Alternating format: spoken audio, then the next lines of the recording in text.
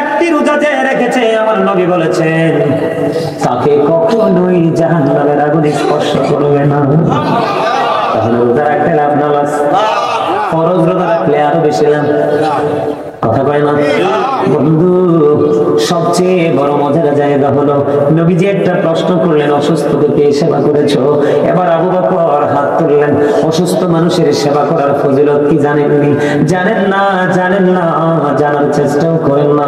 আমার নবীজি বলেছেন কেউ যদি সকালবেলা কোন রোগীকে দেখতে যায়, তার সাথে তার অবস্থা দেখার জন্য যায়, নবীজি জানিয়ে দিলেন যতক্ষণ না পর্যন্ত সে তার ঘরে ফিরে না আসলো, যদি এই ঘর বা এই ঘর হয়, অথবা এই বাড়ি বা ওই বাড়ি হয়, এক ডিস্ট্রিক্ট থেকে আরেক ডিস্ট্রিক্টে হয়, ঢাকা থেকে নাঙ্গলকোট হয়, 14 গ্রাম হয়, নবীজি বললেন সে ঘরতে বের হয়েছে রোগী দেখার জন্য, রোগীর জন্য একটু ফল ফল নিয়ে যাওয়ার জন্য, বাড়ি গিয়ে কি করবে? চামচ দিয়ে রোগীকে একটু খাইয়ে দিবে। আহায় আপন মানুষ চলে যাওয়ার পথে, এত প্রিয় মানুষ একবার যদি চলে যায় আর তো ফিরে আসে না, এই চিন্তা করে যাবে। নবীজি জানিয়ে দিলেন তুমি যদি সকালবেলা যাও, বিকেল পর্যন্ত যদি ফিরে না আসো, নবীজি বললেন তুমি যতক্ষণ না পর্যন্ত ঘরে ফিরে না আসবা, ততক্ষণ তুমি জান্নাতি ফল কুড়াইছো।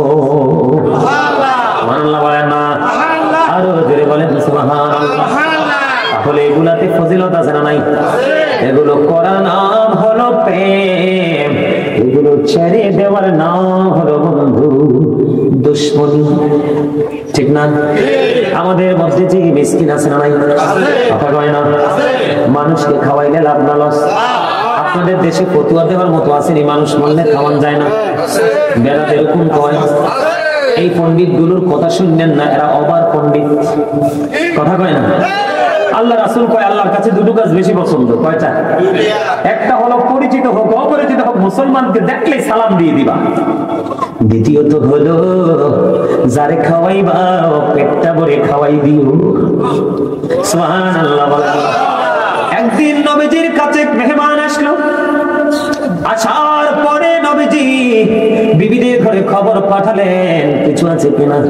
এবার বিবিরা একজনের পর একজন খবর পাঠালেন রাসূলের কাছে, নবী গো আল্লাহি আল্লাহর কসম করে বলছি গো, আমাদের ঘরে শুধু পানি ছাড়া আর কিছুই নাই। বন্ধু পানি দিয়ে কি মেহমান খাওয়ানো যায়? আবার আস্তে আস্তে করে কয়েকজনকে প্রশ্ন করলেন তোমাদের মধ্যে কেউ কি আছো মেহমানটার মেহমানদারি করবা? হঠাৎ করে আনসারী সাহাবী দাঁড়িয়ে গেলেন, ইয়া রাসূলুল্লাহ আমি তার মেহমানদারি করব মাত্র একটি রাতের জন্য। কয় রাত্রে? যিনি নিলেন ওনার একটা বাচ্চা আছে ছোট, শুধু ওনার ঘরেও বন্ধ, শুধু বাচ্চার খাবারটা আছে।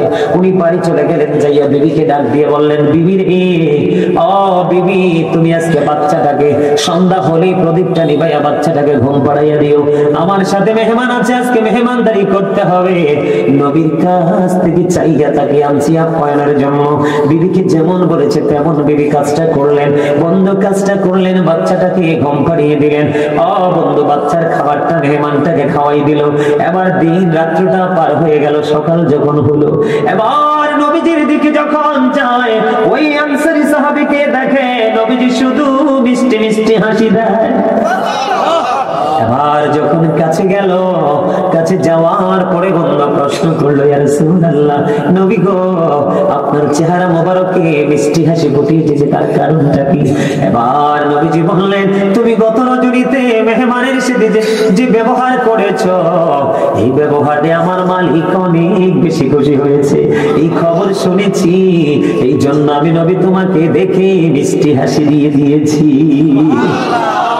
আপনারা দাদা ভাই যারা আছেন, আপনারা আগে যে রোল মডেল ছিলেন, যে রোলস মেনেছেন, যেমনি নামাজ পড়েছেন, যেমনি দান করেছেন, যেমনি মানুষকে নিয়ে চলেছেন, ঠিক তেমনি চলবেন। 19-20 মিনিটও হবেন না। আপনার সামনে যদি 1-10 মুফতি এসে ফতোয়া দেয়, তাদের কথা মানবেন না। বলে হুজুর কেন গো মানবো না? আপনারা আগে ধারাবাহিক ভাবে যেমনি আমল করেছেন ঠিক এমনি বলবেন। বেদাত বললে ভয় পাবেন না, তাদের কথা শুনবেন না। কারণ হলো নবীজি বলেছে কিয়ামতের পূর্বক্ষণে পৃথিবীতে মূর্খ আলেমের সংখ্যা বের হবে, তাদের সিনায় সঠিক কিতাবের ইলম থাকবে না, তারা মন গড়া আলেমরা ফতোয়া দিবে, ফতোয়া শুনে শুনে সাধারণ মানুষগুলোর মাথা নষ্ট হয়ে যাবে, তারা পথভ্রষ্ট হয়ে যাবে। ওই মানুষগুলো ওই কথিত মৌলবীদের কারণে মানুষ জাহান্নামী হবে। এই জন্য কিয়ামতের আলামতের মধ্যে একটা আলামত হলো অশিক্ষিত মূর্খ বড় বড় দাড়িওয়ালা, বড় বড় টুপিওয়ালা, বড় বড় পাঞ্জাবিওয়ালা মৌলবী। কথা কি বুঝেন আমার? একজন মানুষকে খাওয়াইতে পারলে শান্তি লাগে না? একজন মানুষকে দিতে পারলে ভালো লাগে না? আচ্ছা, খাওয়ানো যদি বেদাতে হয়, নবীজি কেন বললেন যে তুমি যখন তরকারি রান্না করো, কি করো? তরকারি রান্না করো, তরকারির পাতিলের ঝোলটা একটু বাড়াই দিও। কি করিও? ঝোলটা একটু বাড়াই দিও। ইয়া রাসূলুল্লাহ, কেন গো? তোমার পাশের ঘর গরিব মানুষ, আনতে পারে না, খাইতে পারে না, হয়তো আজকে দুপুরে তার ঘরে ছুটকিও নাই, তরকারি নাই, তুমি দয়া করে মায়া করে একটা বাটি তার ঘরে তুমি পাঠাই দিও। সুবহানাল্লাহ বলতেন না? আসলে এই আদর্শটা কি সুন্দর না? মানুষকে খাওয়ানো, মানুষকে দেওয়া। মানুষ তো মানুষেরই জন্য, মানুষকে অন্য কারো জন্য। আপনি যতই পাওয়ারফুল হন, দেখবেন একলা জীবন কাটাতে পারবেন না, আপনার জীবন সঙ্গী লাগবে। জি যান, কথা বলেন। দেখছেন আদব? দেখছেন নি? এখানে আমি আলোচনা করছি, আমার কাছ থেকে অনুমতি নিয়ে গেছেন। সুবহানাল্লাহ বলেন না? গতকালকে দেখলাম, তার আগের দিন মাহফিলে দেখলাম শ্রোতা উঠতেছে, আমাকে ইশারা দিয়ে তারপরে গেলেন। এগুলো হচ্ছে আদব, এগুলো হচ্ছে প্রেম, এগুলো হলো শিক্ষা।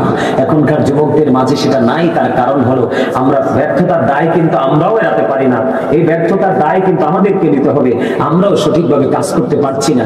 আমরা আমাদের জায়গা থেকে যতটুকু কাজ করছি সেটা কিন্তু যুবকদের কাজ পর্যন্ত যাচ্ছে না। আপনাদেরকে দায়িত্ব পালন করতে হবে। যারা বাবা দাদা হয়েছেন, মা হয়েছেন, যুবকদেরকে অ্যাক্টিভ করতে হবে। তাদেরকে না জানাইলে তারা জানতে পারবে না, তাদেরকে না বোঝালে তারা বুঝতে পারবে না। তারা অবুঝ বিধায় কিন্তু তাদেরকে ভুল ফতোয়া দিয়ে দিয়ে তাদেরকে পথ নষ্ট করে দিচ্ছে। আমার কথা কি আপনারা বুঝতে পারছেন? এখন আমরা যদি মানি তাহলে হব প্রেমিক, আর প্রেমিকের জন্যই বরাদ্দ প্রিয় সুখের জায়গা। আর যদি অমান্য করি তাহলে হব দুশমন। দুশমন কখনোই ভালো কিছু অর্জন করতে পারে না। কথা কি আমার বুঝতে পারছেন? দেখেন, আপনজনকে দেওয়ার ট্রেনিংটা নবীজি কেমন করে দিলেন। মা আয়েশা মনে মনে চিন্তা করলেন তিনি কিছু দিবেন। এবার নবীজিকে প্রশ্ন করলেন, নবী গো, আমি কাকে আগে দিব? নবীজি জানাই দিলেন, যার দরজাটা তোমার খুব কাছাকাছি সেই ঘরের মানুষকে আগে দাও। তার মানে যে তোমার খুব কাছের পড়োশী, যে তোমার খুব কাছে, তুমি তাকে আগে দাও, তারপরে তুমি একটু দূরে তুমি তারে পরে দিও। সুবহানাল্লাহ বলবেন না? ইসলাম কত সুন্দর। নবীর প্রেম থাকলে কিন্তু সৌন্দর্য ফুটিয়ে তোলা যায়, ঠিক না বন্ধু? আমাদের মধ্যে অনেক নামাজি আছে, ব্যবহার সুন্দর না। অনেক দানবীর আছে, তাদের মেজাজ অনেক উগ্র, মানুষের উপর আঘাত করতে দ্বিধা করে না। কথা বল না কেন? বলার কারণ হলো, আমার উদ্দেশ্য আজকে প্রেম নিয়ে বিভিন্ন জায়গা থেকে তত্ত্বগুলো আলোচনা করব। বন্ধুরা আমার, আমি আপনাদেরকে বলে দিতে চাই, আচরণ, এটা কিন্তু আচরণের অংশ, আচরণের অধ্যায় থেকে আমি আপনাদেরকে নিয়েছি।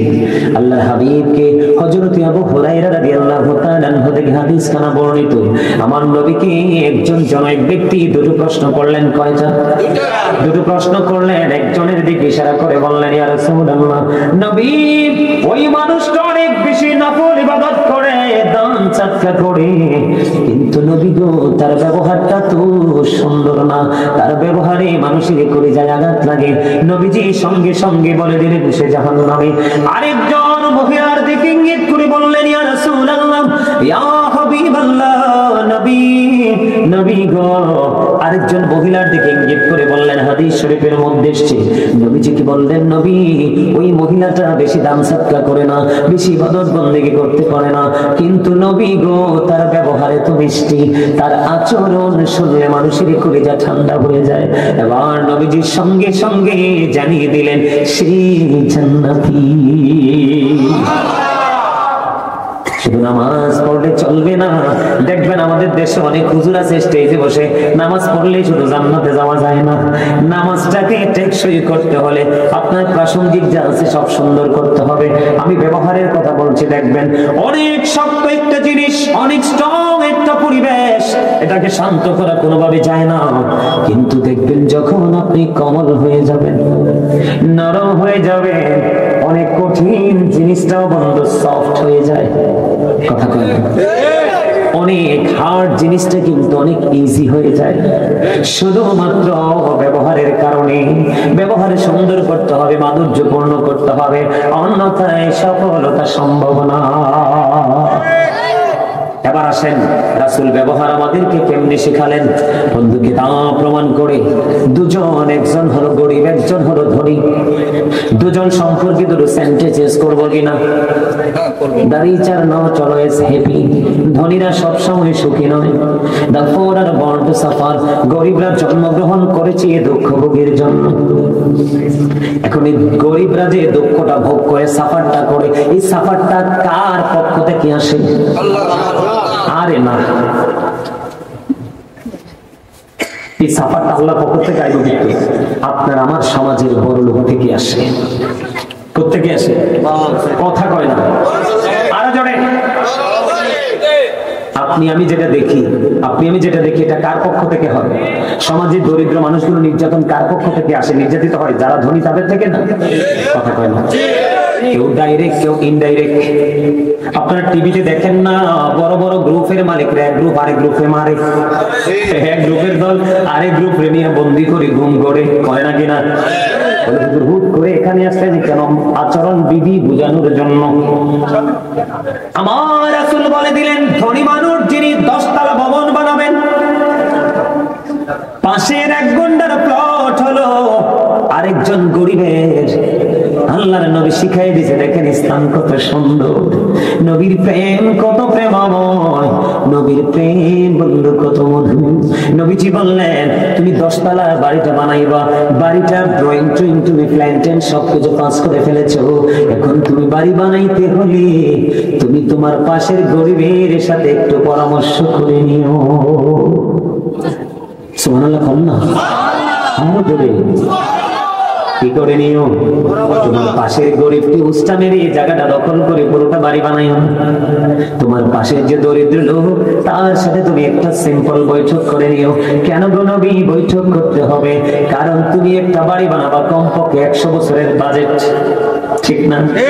তুমি যেভাবে প্ল্যান করেছো, প্ল্যানটা পাস করেছো, ড্রয়িংটা তুমি কমপ্লিট করেছো, এটাকে তুমি বাস্তবায়ন করবা। 100 বছরে তুমি যেমনি করে সুবিধা নিতে থাকবা, ঠিক তেমনি ভাবে অসুবিধাটাও হবে ওই গরিবের 100 বছরের জন্য। এই জন্য নবীজি বলে দিয়েছেন, আচরণ শিখো, আচরণ শিখো, ব্যবহার শিখো। বন্ধু, ব্যবহারটাকে মাধুর্যপূর্ণ করো, অন্যথায় নামাজ দিয়ে, রোজা দিয়ে, দান সাদকা দিয়ে তুমি পার হতে পারবা না। নবীজি জানিয়ে দিলেন, তুমি কি করে গরিব মানুষটার সাথে পরামর্শ করো, বলে ভাই আমি বাড়িতে এমনি এমনি বানাইতে যাই, তোমার কোনো অসুবিধা হবে কিনা? রাসূল জানিয়ে দিলেন, ওই গরিব যদি কয়, বাবারে তুমি তো ধনী, যা ইচ্ছা তাই করতে পারো, কিন্তু আমার প্রস্তাব তুমি যদি এমনি করো আমার তো অসুবিধা হয়ে যাবে, এটা লাগতে পারবো না, তুমি অনেক কোটি কোটি টাকা খরচ করে করবা। নবীজি বলছে, গরিব মানুষটা যদি আপত্তি করে, রে তুমি ড্রয়িংটা চেঞ্জ করে ফেলো, তাহলে তুমি জান্নাতি। তাহলেই হবে তুমি নবীর প্রেমিক। যেমন ধরেন আপনি বাজারে গেলেন, কি করলেন? বাজারে গেলেন, আপনি প্যাকেট জাতীয় কোন জিনিস আনলেন, ডেট এক্সপায়ার হয়ে গেছে, আছে না এরকম? যেমন একদিন আমি জানি না, আরো বহুত আগে 7 আপ কিনছি বাসার জন্য, বাসা টানছিল ছোট বোন, ভাইয়া ডেট এক্সপায়ার। আমি কই, ওমর খোদা, আমি তো লজ্জা পাইলাম। কি হয়ে গেল? ডেট এক্সপায়ার হয়ে গেল, রিটার্ন করার জন্য চলে গেলাম। বন্ধু, আমি গেলাম না জানি বাবাকে দিয়ে পাঠাইলাম, সঙ্গে সঙ্গে দোকানদার কি করলেন, এটা রেখে দিয়ে সরি বলে আরেকটা ইনটেক দিয়ে দিলেন, একেবারে নিও। ও বন্ধু, নবীজি বলেছে, তোমার কোন ক্লায়েন্ট যখন তোমার জিনিসটা নিয়ে যাবে, তুমি যখন তাড়াহুড়ো করে নিয়ে গেছো, অথবা তুমি মনের অজান্তে দিয়েছো, কিন্তু এখনকার ব্যবসায়িক ম্যাক্সিমাম সিটার মনের অজান্তে দেয় না, ইচ্ছে করে দেয়। আলু ধরেন 1 কেজি হবে, সিস্টেম করে পচা 2টা ঢুকাইয়া দেয়। কিন্তু এই বোকায় জানে না আল্লাহ কয় সূরা রহমানের মধ্যে ওয়াকিমুল ওয়াজনা বিল কিসতি ওয়ালা তাকসিরুল মিজান, আল্লাহ কইলে ওজন কায়েম করো, ওজনে কম দিও না। তুমি যদি ইচ্ছে করে দিয়ে থাকো তাহলে তোমার যে ভালো 6টা আলু কয়টা? 1 কেজিতে সাপোজ কথার কথা বলছি, আপনারা কিছু মনে করেন না, বুঝেননি কথা। তুমি যে ভালো 6টা আলুর দাম নিলা, ইচ্ছে করে 2টা পচা দিয়ে দিলা, সেটা 3 মাইল চলে গেছে, গাড়ি ভাড়া যাবে 3 কেজি আলুর দাম। আরিফ, আমরা যে চট্টগ্রাম এক জায়গায় গেলাম, শুধু বাজার করতে আসতেই লাগে সিএনজি ভাড়া 500 টাকা। এই লুকি কি চেঞ্জ করা সম্ভব? আইসা বাঁশখালীতে না সিএনজি বাড়াই লাগে নাকি? আপনারা 1-2 নিয়ে আসেও না। ওমাগো, আমি যে ভয় পাইছি এরপর থেকে আর বাঁশখালী মাহফিলে যাই না। আমাদের প্রাইভেট গাড়ি যাইতেছি কই যাইতেছি, বাংলাদেশ নেই, এত ভয় পাইছি জানেন। আপনাদেরকে এক্সাম্পল দিলাম। ওই লোকটা কিন্তু আলুগুলো চেঞ্জ করতে আসবে না, বিবিকে বলবে বিবি কষ্ট পাইও না, আমার রং তুমি বকাঝকা আমারে করো, কিন্তু ফিরাইতে পারবো না, গাড়ি ভাড়া যা টাকে যা যাবে তা দিয়ে আরো কিনে নিতে পারবো, ঠিক কিনা বলেন? আল্লাহ রাসূল জানিয়ে দিলেন ওই 6 আলুর দাম সহ তোমার টাকা হারাম হয়ে গেছে। যদি তুমি বাড়ি যাওয়ার পরে যদি বন্ধু দোষ ত্রুটি ধরা পড়ে, আবার তুমি 1 দিন পরে হোক 2 দিন পরে হোক তোমার কাছে ফিরে নিয়ে আসলো, তুমি হাসি মুখে সরি বলে তাকে আরেকটা ভালো ফিরিয়ে দাও, তাকে তুমি সরি বলে দাও, গাড়ি ভাড়া লাগবে না, দেখবা সে এমনিতে খুশি হয়ে যাবে। বলবা বন্ধু তোর কষ্টের জন্য আই এম রিয়েলি সরি, ঠিক কিনা?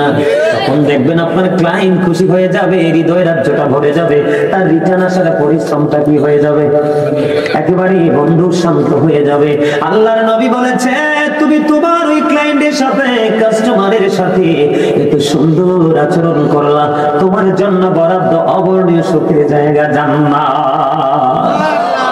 সর্বশেষ একটা হাদিস শরীফ বলে আজকের আলোচনা শেষ করব। বন্ধু মজার খবর শুনেন, আমাদের মধ্যে এমন অনেক মানুষ আছে না যে কি করে দেখবেন একজনে বকা দেয়, আরেকজনে পরে তার 3টা বকা দেয়, আছে না নাই? কথা কয় না, আসেনি? কয়টা বকা দেয়? 3টা বকা দেয়। এইরকম একটা কেস নবীজির কাছে আসলো। নবী গো, আমার আপন প্রিয়জনদের সাথে আমি ভালো ভালো আচরণ করি, কি করি? ভালো ভালো আচরণ করি, কিন্তু তারা আমাকে শুধু পাল্টা পাল্টা খারাপ ব্যবহার করে। কি করে? বই জানিয়েন, আমি তাদের সাথে সব সময় ভালো আচরণ করি হৃদয় থেকে। নবী গো, তারা সব সময় আমার সাথে পাল্টা আঘাত করে, আমি তাদের সাথে ভালোভাবে কথা বলি, তারা আমার হৃদয়ে কষ্ট দেয়। নবীজি জানিয়ে দিলেন এইটা যদি তুমি ধারাবাহিক ভাবে চালিয়ে যেতে পারো, কি করতে পারো? তারা তোমাকে খারাপ ব্যবহার করবে, তুমি পাল্টা তাদের সাথে মিষ্টি ব্যবহার করবা। নবীজি বললেন তুমি তাদের সাথে শুধু ভালো ব্যবহার করছো না, তাদেরকে যেন উত্তপ্ত আগুনের কয়লা খাওয়াচ্ছ। যতদিন পর্যন্ত তুমি আলোচনাটা, এই যতদিন পর্যন্ত তোমার এই ব্যবহারটা তুমি ধারাবাহিক করতে করতে করতে করতে তুমি কোথায় যাবা? একবারে শেষ পর্যন্ত যাবা, তখন কি হয়ে যাবে?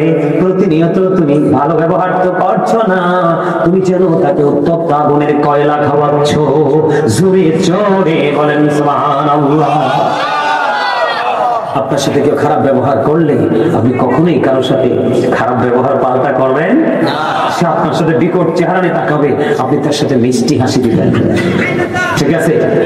এটি যদি করতে পারেন তাহলে হবেন প্রেমিক, আর এই প্রেমিকদের জন্য হলেন আপনারা জান্নাতি। আজকে মনে হয় কতদিন, 15-20 দিনের বলি, 15-20 দিনের মধ্যে অপমানের পোশাক বরাদ্দ করা হবে, সবচেয়ে নোংরা অভিশপ্ত পোশাক তাকে পরিধান করানো হবে। জোরে জোরে বলেন নাউজুবিল্লাহ। ওই যে বলেছে আবু বকর এক হাতে ধরলেন, ওমরকে এক হাতে ধরলেন, জান্নাতে নিয়ে গেলেন। বন্ধু নবীজি বলছেন এমনি সুতা হিসেবে ব্যবহার করলেন। সুন্দর একটা জামা বানাইয়া সুন্দর করে তিনি রেডি করে নামাজ পড়তে গেলেন। যাইতে দেরি আবু বকর কি আমার নবী একটা ডাক দিয়ে বললেন, আবু বকর আমি থাকা অবস্থায় এত অবহেলা, আমি চলে গেলে না জানি কি হবে। বন্ধু আসলে নবী তার খবরটা জানে কি জানে না? জানার পাওয়ার আছে না নাই? তারপরে নবী কেন বললেন? নবী যদি কথোপকথন না হতো তাহলে আমাদের কাছে মেসেজ আসতো না। কথা বল না কেন? আল্লাহ আল্লাহর হাবিবের সাথে যদি কথোপকথন না হতো তাহলে আমাদের কাছে হাদিস রূপে আসতো না। কথা কয় না? আবু বকর কি সঙ্গিনী নবীজি নামাজ পড়ে দিলেন, দোয়া করে দিলেন। নবীজি নামাজ শেষ করে যখন পবিত্র কদম মোবারক যখন বাহিরের দিকে ছেড়ে দিলেন, বাহিরের দিকে ছেড়ে দেখে রে ও বন্ধু, বাহিরের দিকে ছেড়ে দেখে হযরত জিবরাইল নবীর সামনে। আমার নবী একটা ডাক দিয়ে বললেন, ভাই জিবরাইল, সব সময় যখন আসেন গো জান্নাতি পোশাক পরিহিত অবস্থায়, কিন্তু আজকে কেন গো আপনার শরীরে দেখা যায় খেজুর পাতার পোশাক? এবার জিবরাইল একটা ডাক দিয়ে বলল, ইয়া রাসূলুল্লাহ, আপনি তাকায় দেখেন আবু বকরের পোশাক তো নাই। খেজুর কাটা এবং খেজুর পাতাকে সুই সুতা হিসেবে ব্যবহার করে জামা বানাইয়া আল্লাহর কুদরতি কদমে সেজদা দিতে চলে আসছে, কিন্তু তারপরেও নামাজ ছাড়লো না। আল্লাহ ডাক দিয়ে বলে, আসমানের সকল ফেরেশতা তোমরা শোনো, আজকে আমার আবু বকরের সম্মানার্থে সবাই খেজুর পাতার পোশাক পরো। জিবরাইল দেখে দেখে বলে, ইয়া রাসূলুল্লাহ, ইয়া হাবিবাল্লাহ, নবী গো, ও প্রাণের নবী, আল্লাহ এটা বলি শুধু ক্ষান্ত নয়, আল্লাহর জানিয়ে দিয়েছি আজকে কেউ যদি আবু বকরের প্রেমে খেজুর পাতার পোশাক পরতে যদি নারাজি পোষণ করো, আমি ফেরেশতাদের দপ্তর থেকে পর্যন্ত নামাইতে বাধ্য হব। কি বুঝলেন? আর আপনি আমি অবজ্ঞা করে করে কত নামাজ ছেড়ে দিই। যদিও কেউ নামাজ পড়তে যাই, যা পড়নে আছে তা নিয়ে মসজিদে ঢুকে যাই, ঠিক কিনা বলেন? একটু সচেতন হওয়া দরকার, যেহেতু মরতে হবে, কবরে যেতে হবে, ঠিক না? ঠিক বন্ধুরে আমার, আরো মজার হাদিস আপনার আমার সামনে রয়েছে বন্ধু। আবু বকর ওমর একদিন নবীজি সাহাবায়ে কেরামদেরকে প্রশ্ন করলেন, আজকে কে রোজা রেখেছো? আবু বকর হাত তুললেন, ইয়া রাসূলুল্লাহ, আমি রোজা রেখেছি। আমার নবী বলেছেন, আজকে কে রে জানাজায় শরীক হয়েছো? আমার নবী আবার বন্ধু হাত তুলেছে। আবু বকর দেখি দেখি বলে, ইয়া রাসূলুল্লাহ, আমি জানাজায় অংশগ্রহণ করেছি। বুঝে নেন কেমন করে রে নবীওয়ালা হয়, নবীওয়ালা হইলে আল্লাহ বলা হয়ে যায়। এবার আমার নবী আর একটা প্রশ্ন করলো, আজকে কে রে মিসকিনকে খাওয়াইছো? এবার আবার আবু বকর হাত তুললেন, ইয়া রাসূলুল্লাহ, আমি গো মিসকিনকে খাওয়াইছি।